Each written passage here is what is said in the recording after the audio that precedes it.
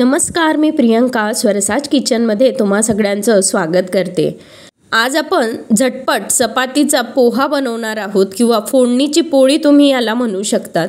हे पहा, आज दुपारच्या या 3 चपात्या उरलेल्या होत्या, तर काय करायचं, कारण घरातले तर या चपात्या खाणार नाहीत, मग काहीतरी चटपटीत याचं केलं पाहिजे। तर या चपात्या आपल्याला अशा बारीक चुरून घ्यायच्या आहेत।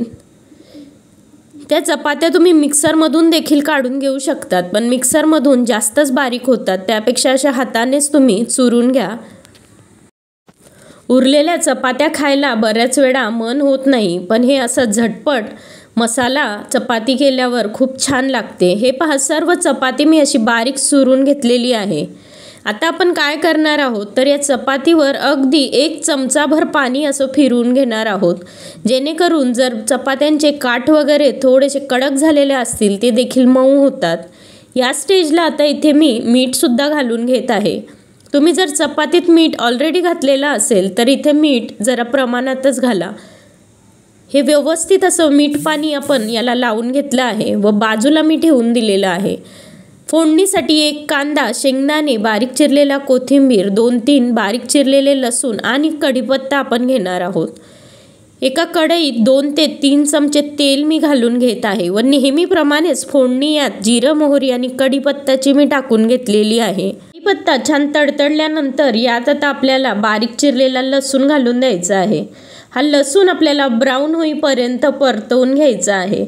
त्यानंतर यात मी मूठभर शेंगदाणे घालून देणार आहे व ते देखील मस्त ब्राऊन आपल्याला पोह्यात करतो त्याचप्रमाणे करून घ्यायचे आहेत। शेंगदाणे मस्त ब्राऊन झाल्यानंतर यात मी बारीक चिरलेला 1 कांदा घालून घेत आहे।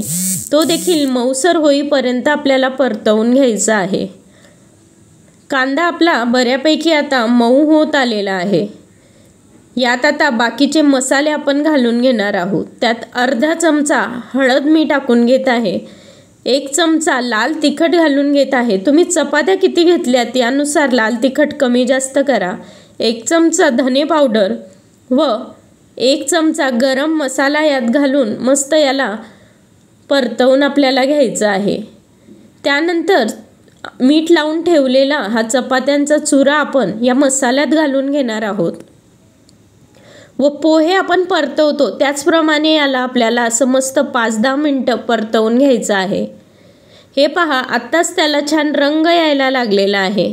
बरेच लोक मिरची घालून देखील हा चुरमा बनवतात, पण त्यापेक्षा लाल तिखटाचा तुम्ही बनवून बघा, अगदी छान लागतो। वरून पोह्यासारखीच मस्त बारीक चिरलेली कोथिंबीर आपण पसरवून घेणार आहोत व पुन्हा एकदा थोडीशी चपात्यांच्या तुकड्यांमधून वाफ निघते तोपर्यंत याला आपल्याला मस्त परतवून घ्यायचं आहे। हे पहा, असं जर तुम्ही झटपट उरलेल्या चपात्यांचा चुरमा बनवला तर सगळेच बोटं चाटून पुसून हा चुरमा नक्कीच संपवतील आणि पुन्हा बनव असे तुमच्याकडे आग्रह धरतील। असाच गरमागरम हा चुरमा तुम्ही सर्व करा। हवं असल्यास बारीक शेव याच्यावरून तुम्ही घालू शकतात आणि थोडासा लिंबू वरून पिळू शकतात। तुम्ही ट्राय करा, कशी झाली मला कळवा। स्वरसाज किचनला सबस्क्राईब करायला विसरू नका। धन्यवाद।